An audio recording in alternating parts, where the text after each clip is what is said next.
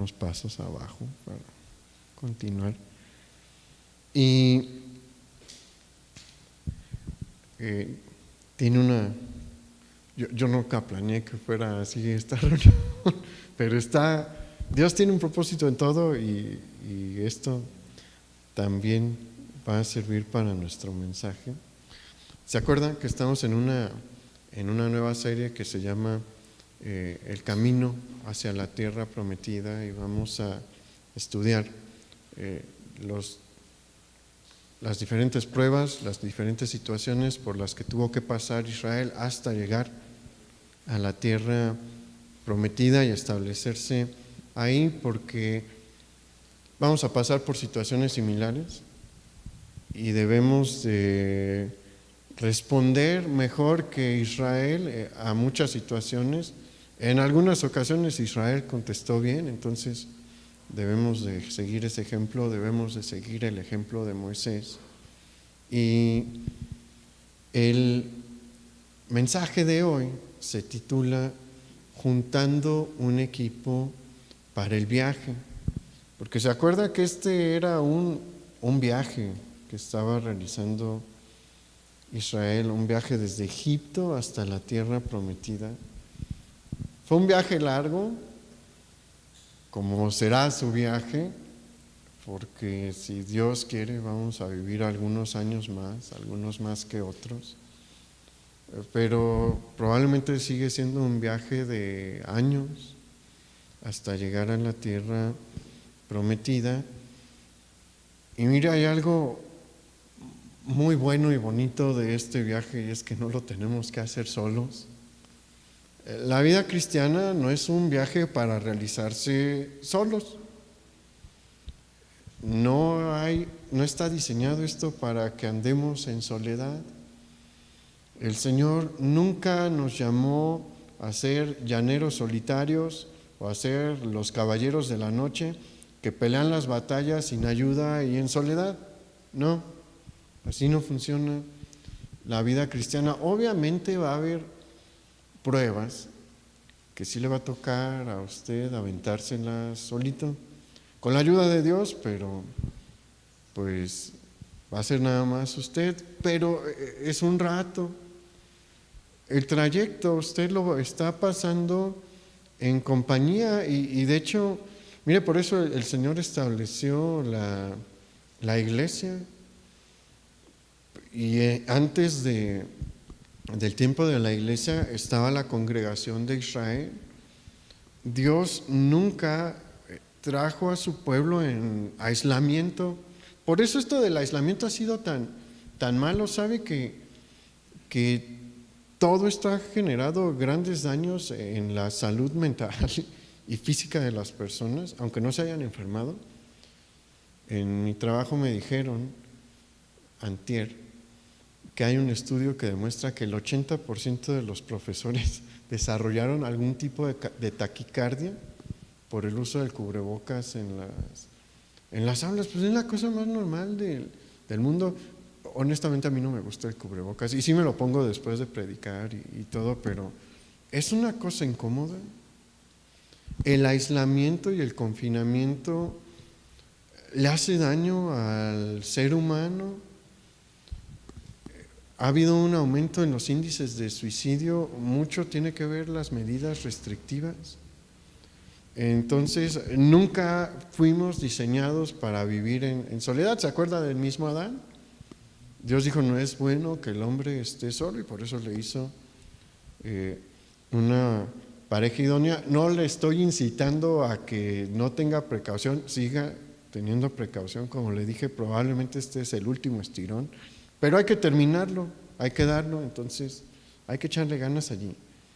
Pero mire, la Escritura es bien clara en cuán bueno es que entre nosotros caminemos juntos en la vida cristiana.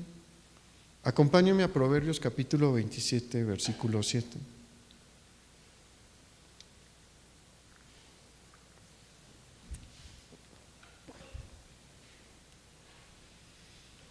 Proverbios 27, 17 dice: hierro con hierro se aguza y así el hombre aguza el rostro de su amigo.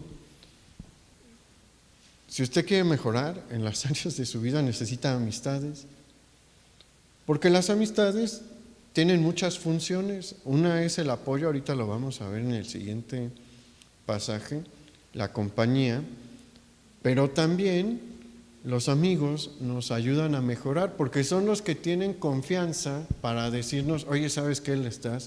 La estás regando aquí, esto lo estás haciendo mal. No todas las personas tienen esa confianza para hacerlo, pero los amigos sí. Entonces, por eso ellos nos ayudan a limar ciertas asperezas. Dicen que la esposa del pastor tiene esa función también sobre el pastor, porque nadie tiene la confianza que la esposa del pastor tiene sobre el pastor. No está ahorita aquí mi mamá, pero sí, la verdad es que la esposa del pastor tiene un gran trabajo y le ayuda al pastor, la verdad le ayuda mucho al pastor. Mire, acompáñame ahora a Eclesiastés capítulo 4, versículo 9.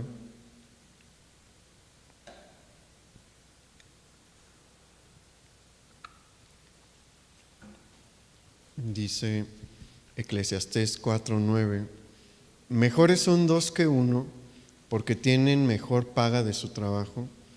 Porque si cayeren, el uno levantará a su compañero, pero ay del solo, que cuando cayere no habrá segundo que lo levante. También, si dos durmieren juntos, se calentarán mutuamente, mas ¿cómo se calentará uno solo? Y si alguno prevaleciere contra uno, dos le resistirán, y cordón de tres dobleces no se rompe pronto. ¿Qué dice aquí? El Señor claramente nos enseña que es mejor andar acompañados, obviamente con buenas compañías, que son nuestros hermanos en la congregación. El Señor quiere que tengamos compañerismo, porque el compañerismo sirve. Mire, ¿le han dado una palmadita en la espalda cuando se siente mal?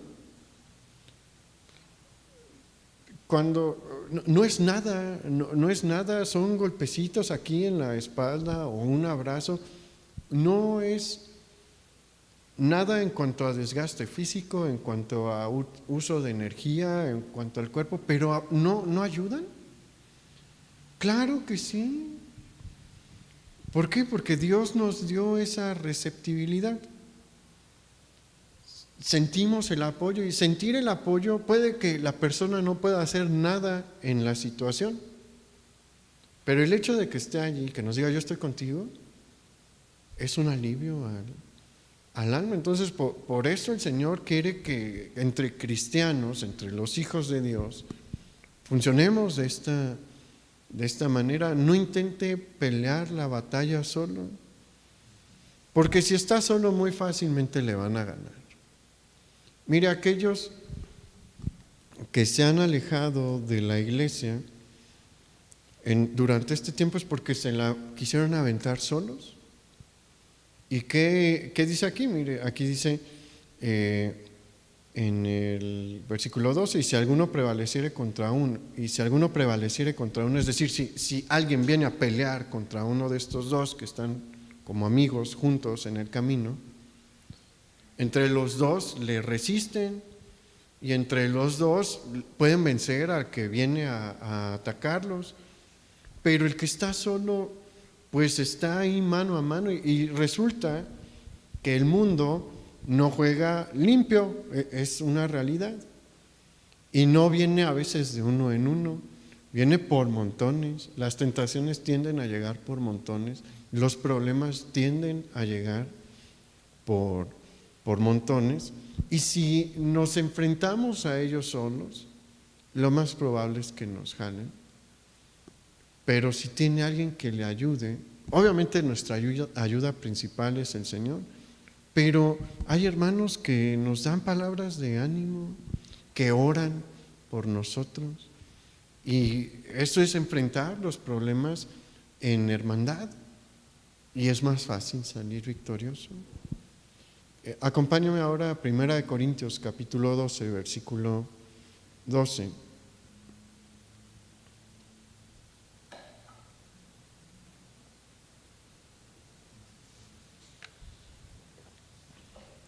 Primera de Corintios 12, versículo 12 dice: porque así como el cuerpo es uno y tiene muchos miembros, pero todos los miembros del cuerpo, siendo muchos, son un solo cuerpo, así también Cristo. Porque por un solo espíritu fuimos todos bautizados en un cuerpo, sean judíos o griegos, sean esclavos o libres, y a todos se nos dio a beber de un mismo espíritu. Además, el cuerpo no es un solo miembro, sino muchos.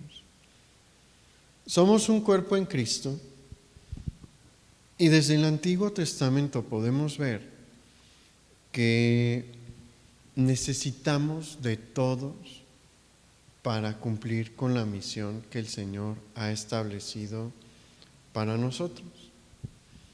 Mire, esta iglesia tiene una misión y un propósito. Todas las iglesias de todo el mundo que verdaderamente buscan al Señor y se aferran a su palabra, tienen un propósito en su localidad. A veces no alcanzamos a ver en este momento cuál es el propósito a gran escala, pero Dios tiene un propósito y se necesita de todos para poderlo alcanzar. Todos tenemos una función en el cuerpo de Cristo, la cual fue diseñada por Dios en base a las habilidades y dones que Él nos dio. Todos aquí tenemos algún don o alguna habilidad, y Dios no nos las dio para vanagloriarnos, para decir, ay, es que yo soy bien bueno en esto. No.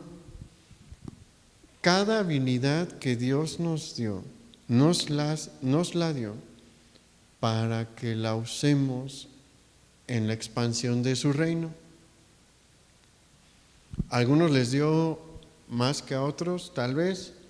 Hay algunas que son más visibles que otras, sí, pero no por eso unas son más importantes que todas. Todos estamos invitados a formar parte del plan de Dios. Y si usted se deja usar, Dios le va a utilizar en el desarrollo de su plan. Este plan empezó después de la caída de Adán, y de hecho Dios lo diseñó desde la eternidad, y se va a acabar cuando el Señor acabe con toda la maldad.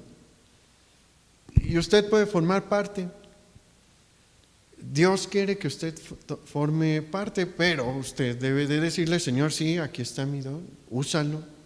Y Dios le va a mostrar cómo. Mire, ahorita voy a entrar un poquito más en este tema, pero debemos de entender que nuestro trabajo conjunto es necesario, porque como mencionamos en el mensaje anterior, durante este viaje que estamos realizando hacia la tierra prometida, vamos a tener muchos problemas. Por eso necesitamos trabajar en equipo.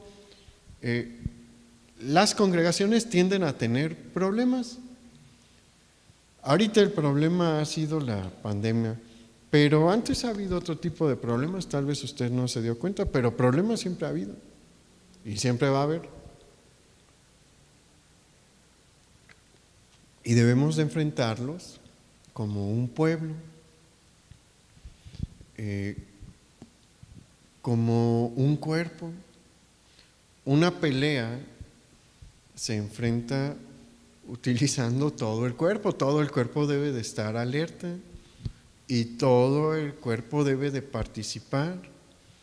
¿Por qué? Porque el enemigo va a usar todas las partes de su cuerpo que pueda. Y nosotros de la misma manera debemos de defendernos y de atacar con todo nuestro cuerpo. Cada parte es importante. Aunque no lo crea, todo sirve y todo se ocupa. Hasta el dedo chiquito del pie. Hace unos meses saliéndome de bañar, me dio un golpazazo en el dedo del pie. Y ahí uno se da cuenta de que sí sirve y sí lo ocupamos, y que si te duele la pisada cambia. Todo se necesita. Todo se necesita. Acompáñenme a Éxodo capítulo 17, versículo 8.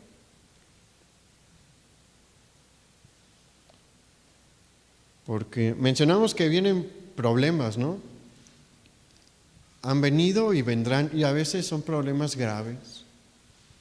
A veces son problemas que pueden poner en riesgo la vida de una congregación o de una persona, como lo que vamos a ver aquí en Éxodo, capítulo 17, versículo 8. Vamos a leer los versículos 8 y 9.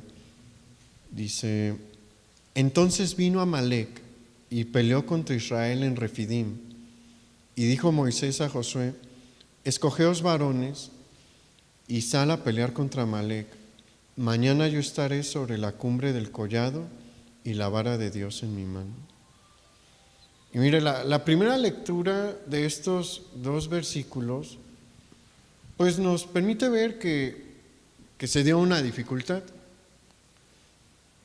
un reto, y es un reto grande, porque si usted se da cuenta, Israel va a ir a la guerra, y bueno, eso en sí mismo es una problemática mayor. Pero cuando estudiamos un poquito más el contenido de estos dos versículos, vamos a ver que es un reto todavía más grande. No es una guerra común la que va a enfrentar Israel, porque el enemigo al que le va a hacer frente no es un enemigo común.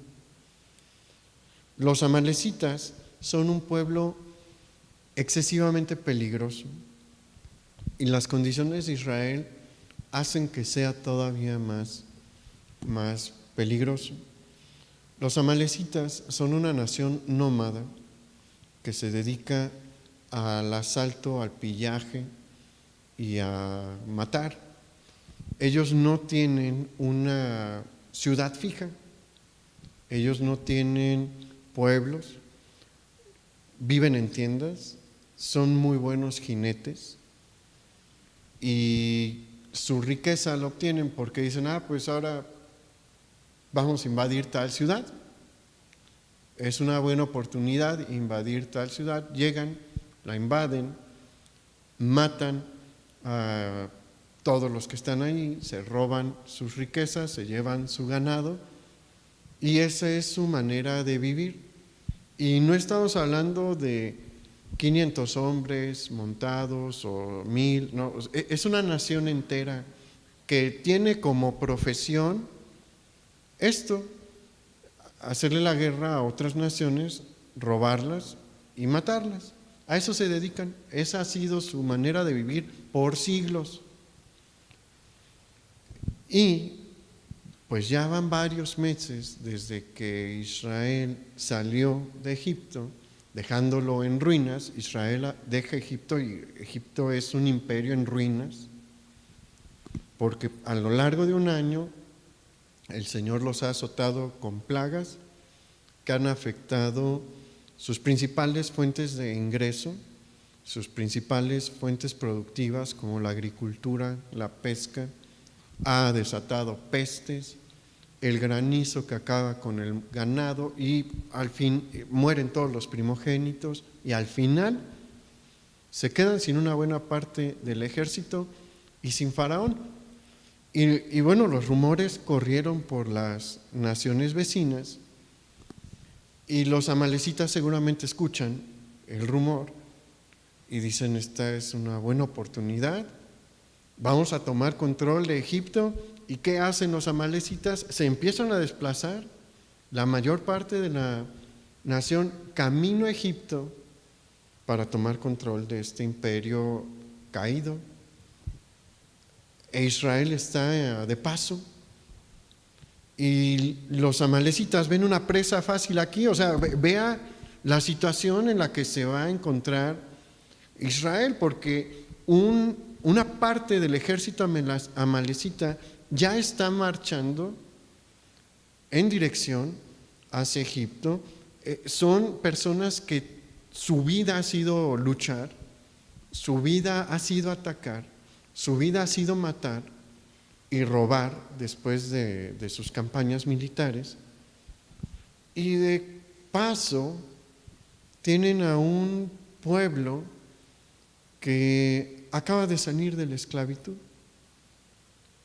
No debemos de creer que probablemente eran hombres fuertes porque realizaban trabajo duro los israelitas, pero no estaban en buenas condiciones físicamente, porque toda su vida de la mayoría de ellos, bueno, todos, pero hay unos que son más adultos que otros, vivieron el maltrato y el abuso y el trabajo forzado. No hay guerreros entre ellos. El único que conoce de estrategias militares es Moisés, porque acuérdese que él fue príncipe de Egipto y pues seguramente lo pusieron a estudiar tácticas de guerra, seguramente salió a la batalla, pero Moisés no va a ir a la batalla, fíjese. Quien va a salir a la batalla es Josué, y Josué nunca ha enfrentado a un ejército. Entonces los amalecitas ven esto, seguramente algún explorador por ahí dice, oye, hay un pueblo lleno de mujeres, niños, ancianos, sí hay hombres, pero pues no son una mayor amenaza. ¿Qué les parece si aprovechamos, los matamos y nos quedamos con su riqueza? Y los amalecitas dijeron, sí, vamos, y empiezan a marchar en contra de Israel. Si uno lo ve desde la perspectiva material, ellos no tienen ninguna oportunidad, Israel no tiene ninguna oportunidad de ganar esta batalla. Probablemente no saben empuñar armas, tiene su chiste. Hasta la fecha, si usted nunca ha disparado un arma de fuego y lo intenta sin instrucción, probablemente se haga daño, dependiendo del calibre. Pero las armas tienen su chiste. Israel nunca ha empuñado armas, por lo menos no la mayoría. Y la cosa que Amalek nunca tomó en cuenta es que el Dios que los sacó de Egipto viene con ellos. Pero aquí vamos a encontrar varias cosas importantes dentro de la vida de la iglesia que yo quiero que usted tome en cuenta. Porque, mire, Moisés no va a la batalla aunque él es la cabeza. Dios siempre ha elegido a ciertos hombres para ser los líderes de su pueblo. Siempre ha sido así. Cheque, en el Antiguo Testamento Dios siempre levantó líderes.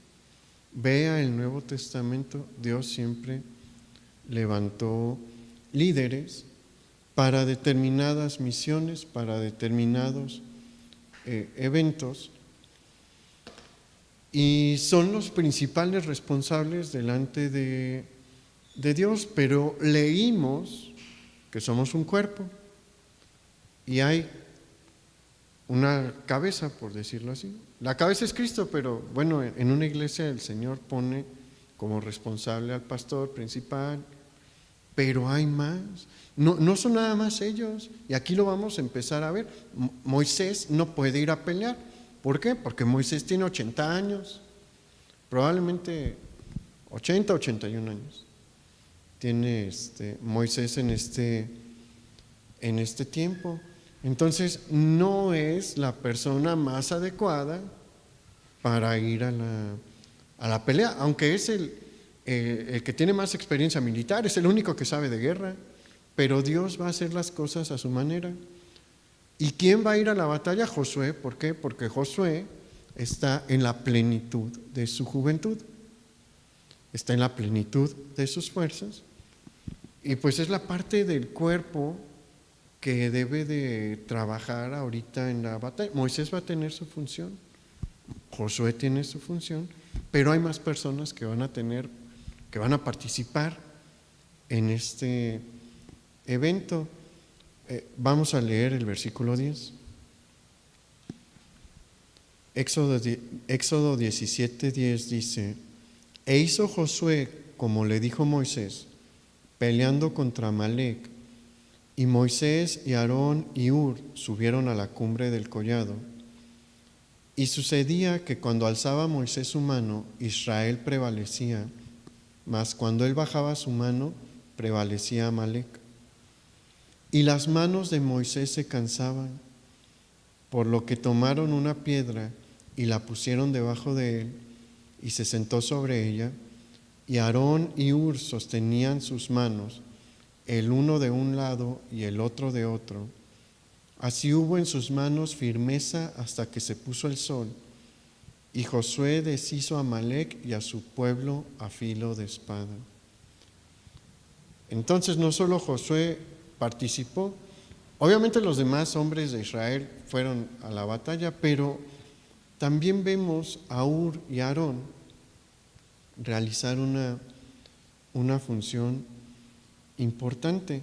La función de Moisés era sostener la vara que el Señor le había dado como señal de que Dios estaba con ellos, y él tenía que levantar las dos manos y tener el bastón así extendido, así, más o menos.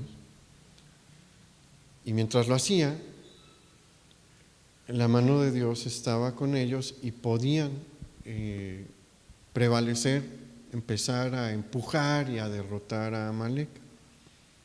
Pero Moisés era un ser humano, y como mencionamos, un ser humano como de 81 años, y vivió otros 40, pero 38, 39, 38. Estaba fuerte, pero ningún ser humano puede durar media hora o 45 minutos con los brazos extendidos, sosteniendo una vara. Se cansaba Moisés, y pues en sus propias fuerzas no podía mantener los brazos levantados. Había momentos en los que simplemente no podía y tenía que descansar los brazos, y ahí Amalec empezaba a vencer a Israel. Y ahí es en donde aparecen Aarón y Hur. Los dos son personas de confianza para Moisés. Miren, las personas de confianza de los pastores tienen una función bien importante: es ser como Aarón y como Hur. Aquí hay varios detalles bien importantes. ¿Usted nota que Moisés le dijo en algún momento a Aarón y a Hur que estaba cansado? No. Mire, así tienden a ser los líderes de las iglesias. No le van a decir que se cansan, no lo van a hacer, la verdad. No sé por qué es así, pero así es. Ellos van a intentar hacer el trabajo que Dios les puso sin buscar molestar a los demás. Véalo en Moisés, y la mayoría de los buenos pastores que yo conozco son así. No dicen que están cansados, no dicen que se sienten mal, no dicen que están enfermos. Ellos hacen el trabajo que el Señor les encomendó. Pero esa es una cosa. La otra es que los que están cerca de ellos se dieron cuenta y no necesitaron que les dijera Moisés: estoy cansado, ayúdenme. Ellos tuvieron la iniciativa de ayudarles. Se dieron cuenta. Mire, hay muchas personas que luego se acercan y preguntan qué necesidades hay en la iglesia, y Y generalmente cuando nos preguntan, uno no se acuerda. No sé por qué. Hay veces que sí hay cosas bien grandes, ¿no? En las que inmediatamente vienen a la mente, pero si usted se acerca al pastor, a cualquier pastor, después de un domingo, ahí a mediados de año, tranquilo, y le pregunta qué necesidades hay en la iglesia, no le va a decir, a menos de que haya una situación extraordinaria, pero en un domingo ordinario le va a decir, no se me ocurre nada ahorita, o déjame pensar y te digo. Pero siempre hay necesidades en la iglesia. La cosa es que uno tiene que estar atento. Si usted se pone a revisar, va a encontrar necesidades, va a encontrar por qué orar, va a encontrar en qué maneras podría ayudar, pero la cosa es que hay que ser como Aarón y como Hur y estar atentos, no esperar a que nos digan, porque lo más probable es que no le vayan a decir. Lo más probable es que no le vayan a decir, o que se entere ya después de que pasó la necesidad. Si ve usted una necesidad, sea como Aarón y como Hur, y intervenga como ellos lo hicieron. Ellos vieron a Moisés cansado y lo que hicieron fue ver dónde había alguna piedra. Se la acercaron a Moisés y le dijeron, siéntate y préstanos la vara y tú nada más agárrala con tus manos, nosotros vamos a sostener el peso. Y una vez que esto pasó, Dios le dio la victoria a Israel. Tuvieron una gran victoria, una victoria que ellos no hubieran podido alcanzar en sus fuerzas. Pero ¿vio cómo fue un trabajo en equipo? Se necesita eso, se necesita un trabajo en equipo. El liderazgo le necesita y necesita que usted tenga iniciativa también, que usted esté atento a lo que está pasando en nuestra iglesia. Como le dije, esta iglesia tiene un propósito. Dios la puso en esta ciudad por una razón. Tenemos un trabajo que realizar en esta ciudad y todos debemos de participar, pero vea usted, empiece a ver en qué puede ayudar y hágalo. Dios se lo va a mostrar. Si usted le pregunta al Señor, Señor, ¿qué quieres que yo haga? Probablemente no le diga en una semana, pero le va a dejar ver qué cosas hacen falta en la iglesia. Y ahí le va a decir, hijo, ¿ves esta necesidad? Ahí, éntrale. Empiezan a echar ganas ahí. Y seguramente le va a decir, habla con el líder o con el pastor. Y cuando usted se acerque y le diga, es que noto que se necesita esto, ¿puedo ayudar? Seguramente le va a decir, sí hermano, vamos a ponernos de acuerdo. Pero hay que ser como Aarón y como Hur. Y mire, acompáñeme ahí adelantito a Éxodo capítulo 18, versículo 1.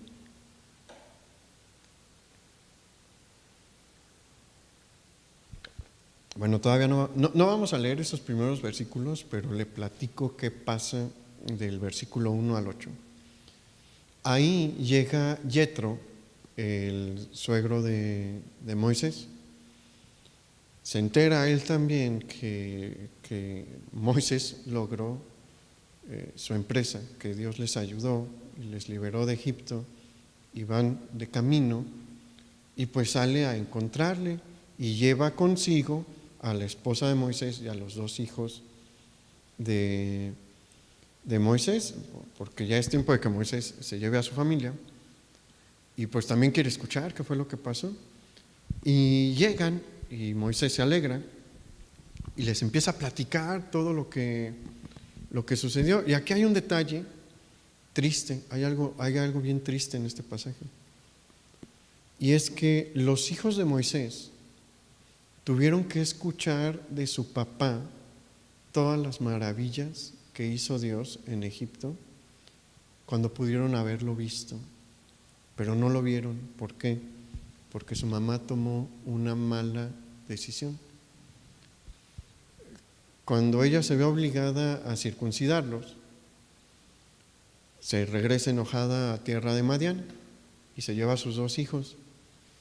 Y ninguno de ellos, pudiendo ser testigos oculares de la mano de Dios, liberando a Israel, y ver unos de los eventos más grandes que ha habido en la historia de la humanidad, una de las intervenciones más grandes de Dios en la historia de la humanidad, pues se las tuvieron que contar. Tuvieron una ventaja sobre nosotros, y es que pues su papá lo vivió todo y se los contó directamente, pero pues tuvieron que usar su imaginación, así como usted la tiene que usar cuando lee el pasaje, para pues tener una idea de cómo fue todo. La única diferencia que hay entre ellos y usted es que ellos lo escucharon de viva voz de Moisés y usted está leyendo sus palabras. Ellos escucharon y usted lee, pero fue la misma situación en cuanto al Éxodo. ¿No es triste? La verdad es triste. Y mire, muchos hijos se pierden de ver la mano de Dios y de ver las bendiciones de Dios porque sus padres toman malas decisiones. Sus padres deciden que no hay por qué involucrarlos en las cosas de la iglesia. Y si quieren ir a la iglesia, que vayan o no, y se pierden de grandes cosas. Pero bueno, ese no es nuestro tema. Ahora sí vamos al versículo 13, ahí en Éxodo 18. Y dice: aconteció que al día siguiente se sentó Moisés a juzgar al pueblo, y el pueblo estuvo delante de Moisés desde la mañana hasta la tarde. Viendo el suegro de Moisés todo lo que él hacía con el pueblo, dijo: ¿qué es esto que haces tú con el pueblo? ¿Por qué te sientas tú solo y todo el pueblo está delante de ti desde la mañana hasta la tarde? Y Moisés respondió a su suegro: porque el pueblo viene a mí para consultar a Dios. Cuando tienen asuntos vienen a mí, y yo juzgo entre el uno y el otro, y declaro las ordenanzas de Dios y sus leyes. Entonces, fíjese en el versículo 17, entonces el suegro de Moisés le dijo: no está bien lo que haces, desfallecerás del todo tú y también este pueblo que está contigo, porque el trabajo es demasiado pesado para ti, no podrás hacerlo tú solo. El suegro de Moisés se pudo dar cuenta de que Moisés estaba haciendo todo el trabajo relativo a la dirección de Israel. Mire, desde hace más de un año estuvo al frente del pueblo, delante de Faraón, siendo usado por Dios para liberarlo. Y ahí, mira, cada vez que Moisés se presentaba ante Faraón o ante su corte, su vida estaba en peligro. Y él sabía que Dios estaba con él, pero de todos modos era un ser humano y sabía lo que podía pasar. Él había sido parte de la corte de Faraón y sabía que si Faraón decía a los guardias: agárrenlo y córtenle la cabeza ahí o desóllenlo vivo, eso pasaba. Entonces, Moisés vivió esa dificultad. Aparte, durante este tiempo, durante el año de las 10 plagas, Israel siempre estuvo feliz. En varias ocasiones Israel renegó, y eso fue una presión que tuvo que enfrentar Moisés. ¿Y cómo cree que se sintió Moisés cuando vio por detrás al ejército de Faraón y luego enfrente al mar? Levantó los ojos a Dios, pero entre ese punto en el que Dios le dice: Moisés, ¿qué estás haciendo? Métete y divide el mar.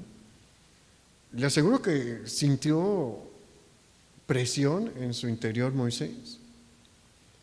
Y una vez que cruzan, ¿se acuerda lo que vimos? Israel se empieza a quejar, empieza a haber problemas por la mala actitud de Israel. Y bueno, Moisés está haciendo este trabajo. Y aparte de tener que aguantar las quejas y las murmuraciones de Israel, ya está fungiendo aparte como juez Moisés, y juez de tiempo completo. Todo el día se la pasa escuchando los asuntos y conflictos que tienen los israelitas entre sí. Y aparte los tiene que dirigir, porque se levanta la columna de nubes y todos voltean a decirle: Moisés, ¿qué onda? Pues vamos a seguirla. ¿Y quién cree que va a la cabeza? Moisés. ¿Quién va al frente? Moisés. Y cuando Yetro ve esto, le dice: Moisés, te vas a acabar. Vas a acabar contigo mismo, no puedes con tanta presión. Yetro tuvo que utilizar únicamente su sentido común. Él sale de mañana y ve a Moisés ya parado ahí atendiendo a 2 personas y dice: pues debe ser un asunto cualquiera, ahorita viene a desayunar. Y Moisés no llega a desayunar, y seguramente ve a uno de sus nietos llevándole el desayuno a Moisés. Moisés desayuna rápido y sale Yetro y lo ve con otras personas y dice: pues lo agarraron, pero seguro viene a comer, y tal vez no llega a comer o llega y come rápido. Y le dice: ¿a dónde vas, Moisés? Y dice: ahorita vengo, tengo que ver un asunto.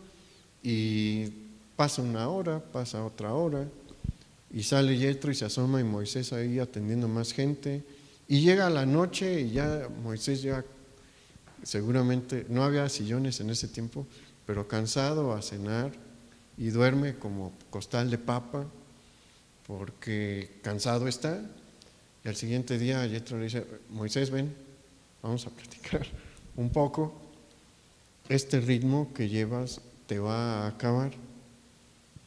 No es sabio lo que tú estás haciendo. Pero sabe que esa en muchas ocasiones es la vida del pastor también. A mí me ha tocado ver pastores haciendo todo. Dirigen la alabanza, no atienden niños porque no pueden estar al mismo tiempo en el salón de los niños y en el púlpito, pero predican, dan la consejería, hacen el aseo antes y después de la reunión. Y llegan y le piden: no puede visitar a mi hijo o a mi hija, o puede atender a mi hijo, a mi hija, o a mi esposo puede atendernos. Y se llenan de actividades. ¿Cómo cree que es la salud de los pastores? En muchas ocasiones es mala. ¿Por qué? En ocasiones porque no hacen caso al consejo de Yetro. El consejo de Yetro fue un consejo sabio. Mire lo que le dijo Yetro en el versículo 19: oye ahora mi voz, yo te aconsejaré y Dios estará contigo. Está tú por el pueblo delante de Dios y somete tú los asuntos a Dios. Enseña a ellos las ordenanzas y las leyes y muéstrales el camino por donde deben andar y lo que han de hacer. Además, escoge tú de entre todo el pueblo varones de virtud, temerosos de Dios, varones de verdad, que aborrezcan la avaricia, y ponlos sobre el pueblo por jefes de millares, de centenas, de 50 y de 10. Ellos juzgarán al pueblo en todo tiempo, y todo asunto grave lo traerán a ti, y ellos juzgarán todo asunto pequeño.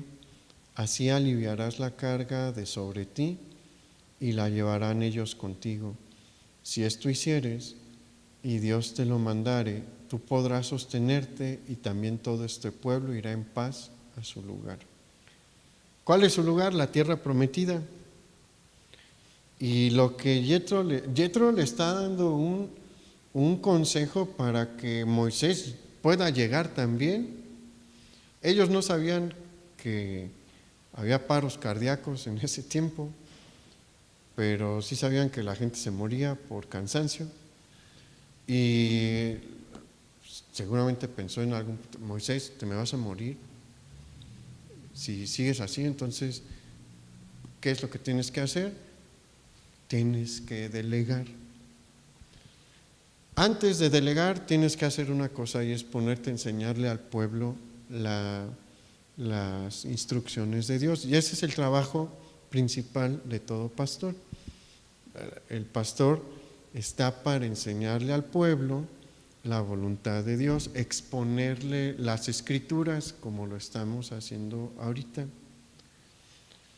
Pero el pueblo tiene una obligación también, tiene que prestar atención y tiene que aplicarlo. Mire, si el pueblo de Dios hiciese caso a lo que se le predica, su vida sería bien distinta.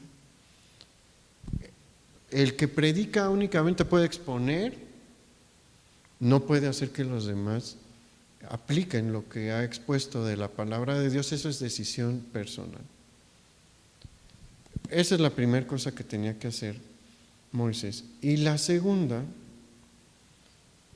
una vez que ha instruido al pueblo para que ellos tengan una noción de cuál es la voluntad de Dios y no tenga que venir por cualquier situación a preguntarle a Moisés, una vez que se ha hecho eso, Yetro le dice: tienes que delegar autoridad, Moisés. Tienes que armar un equipo de trabajo que lleve la carga contigo, porque tú no puedes solo. El pastor no puede solo. El pastor nunca va a poder solo. Por eso es que este patrón lo vamos a encontrar en toda la escritura. Lo vemos aquí con Moisés.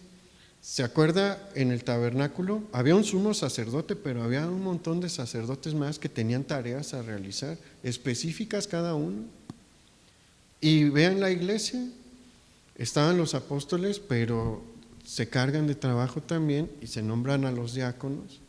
Y después vamos a ver al apóstol Pablo estableciendo requisitos para nombrar obispos y diáconos también, porque se necesita hacer un equipo.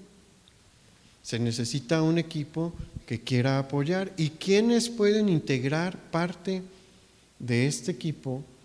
Hombres y mujeres con las siguientes características. Aquí nos menciona que son varones de virtud, temerosos de Dios, varones de verdad, es decir, que hablan verdad, que no mienten, y que aborrecen la avaricia. Y si usted ve los requisitos de los obispos y de los diáconos en el Nuevo Testamento, va a encontrar que comparten estos puntos también. Ahí tenemos un listado más largo, lo vimos cuando estudiamos la primera carta a Timoteo, pero estos 4 puntos están ahí dentro del listado que hace el apóstol Pablo, porque Dios no cambia y pide de aquellos que le quieren servir las mismas cosas.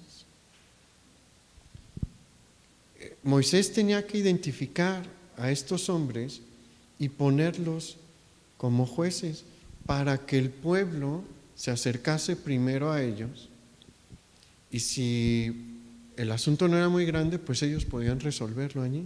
Si era muy grande, sí iban con Moisés, y Moisés consultaba a Dios y encontraban la solución. Pero es bien importante, y yo, mire, por eso yo sentí del Señor iniciar esta serie, porque creo que es tiempo también de que esta iglesia empiece a cambiar, que esta iglesia empiece a crecer.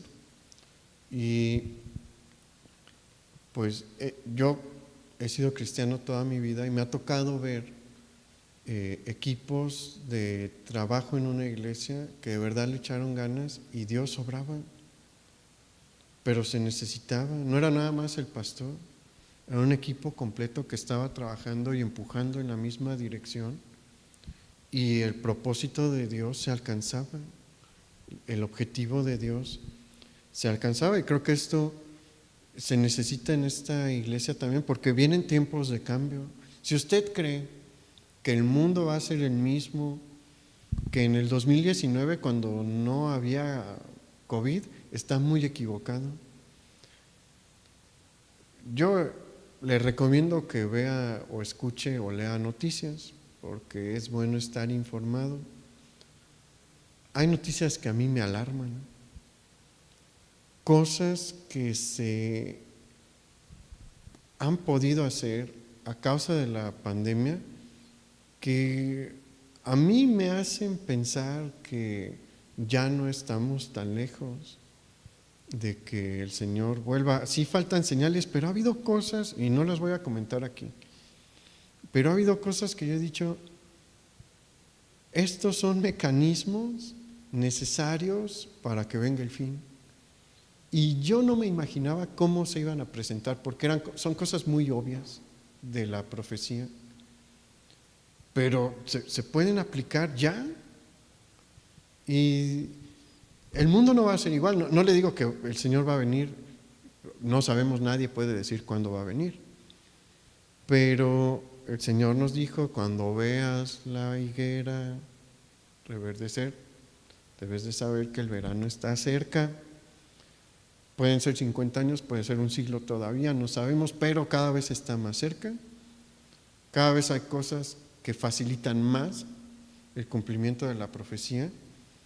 Entonces el mundo no va a ser, en 3-4 meses, que yo espero, ya estemos de vuelta a la vida sin cubrebocas y sin tener que ir al centro comercial o al súper o al mercado y poner ahí la mano para que te midan la temperatura.